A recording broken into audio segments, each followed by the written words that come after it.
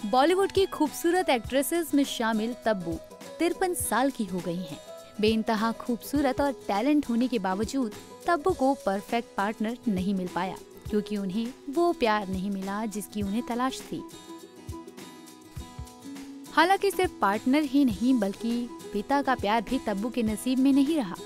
लेकिन तब्बू ने कभी भी अपने पिता की कमी महसूस नहीं की और ना ही वो पिता को याद करना चाहती हैं। चलिए तब्बू की लाइफ से जुड़े कुछ अनसुने पहलू आपको बताते हैं। तब्बू का पूरा नाम है तबस्सुम फातिमा हाशमी और शबाना आजमी रिश्ते में उनकी बुआ लगती हैं। फिल्मों में काम कर चुकी एक्ट्रेस फरहा नाज तब्बू की बड़ी बहन है। दोनों बहनें अपने पिता का सरनेम नहीं लगाती हैं। हैदराबाद में एक मुस्लिम परिवार में जन्मी तब्बू जब पैदा हुई थी, उस समय परिवार में बहुत मुश्किल दौर था। वो 3 साल की थी जब तब्बू के पिता परिवार छोड़कर चले गए थे और फिर कभी वापस नहीं लौटे। माँ और तब्बू के नाना नानी ने ही तब्बू और उनकी बड़ी बहन फरहा नाज को पाला पोसा। अपने पिता को लेकर तब्बू ने एक बार इंटरव्यू में कहा था कि उन्होंने अपने पिता को कभी नहीं देखा, न ही उनके जहन में उनसे जुड़ी कोई याद है। उनके दिल में अपने पिता के लिए कोई प्यार नहीं है। उन्हें ना तो अपने पिता की कभी याद आती है और ना ही उनसे मिलने का मन करता है। वो अपनी लाइफ में पूरी तरह से सेटल्ड हैं, इसलिए पुरानी बातों को सोचने का अब कोई मतलब नहीं है। इसलिए वो पिता का सरनेम हाशमी भी नहीं लगाती। बता दें कि तब्बू की माँ स्कूल में टीचर थी और उनके नाना नानी रिटायर्ड प्रोफेसर थे।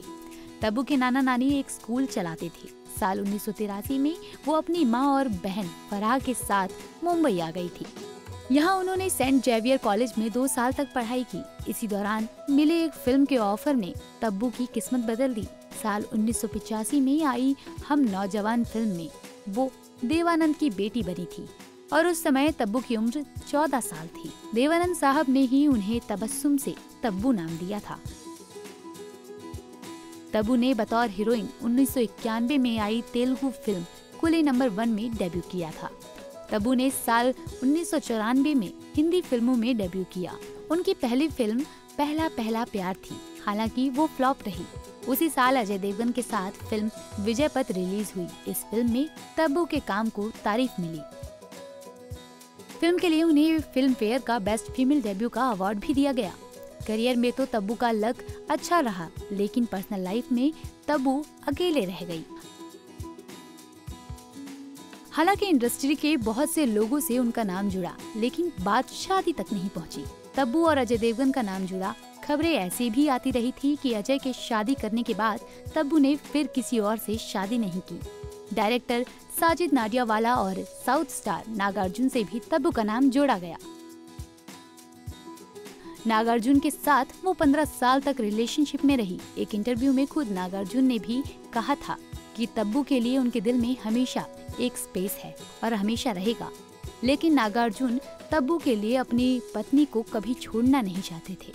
इसके बाद तब्बू ने नागार्जुन से अपना लंबा रिलेशन तोड़ दिया था। नागार्जुन के अलावा तब्बू के अफेयर की चर्चा अजय देवगन के साथ भी खूब रही। वो दोनों एक साथ ही पले बढ़े और एक दूसरे को करीब 25-30 साल से जानते हैं। एक इंटरव्यू में एक्ट्रेस ने कहा था कि उनके सिंगल रहने का कारण अजय देवगन भी हैं, क्योंकि वो हर उस लड़के को धमकाते थे जो उनसे बात करता था। उन्होंने बताया था कि अजय मेरे कजिन ब्रदर समीर आर्य के पड़ोसी और करीबी दोस्त हैं। जब मैं छोटी थी तो समीर और अजय मेरी जासूसी करते थे, मेरे पीछे पीछे जाते और मुझसे बात करते हुए पकड़े गए।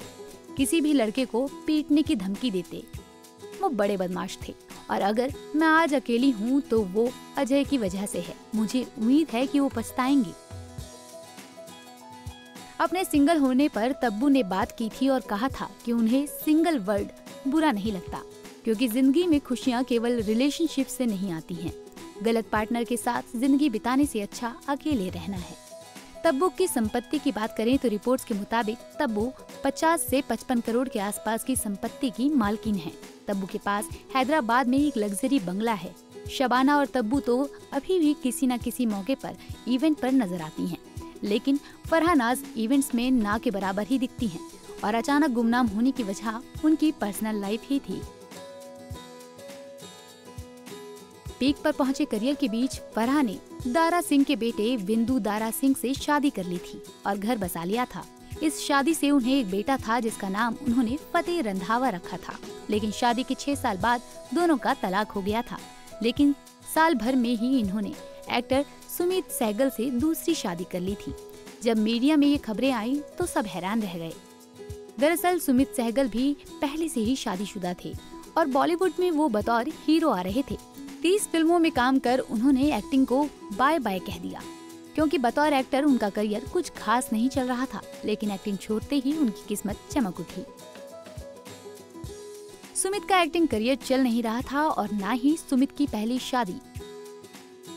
रिपोर्ट की माने तो शादीशुदा सुमित की नजदीकियां फरहा नाज के साथ बढ़ने लगी थी। इसके चलते उनकी पत्नी शाहीन बानो ने उन्हें तलाक दे दिया था।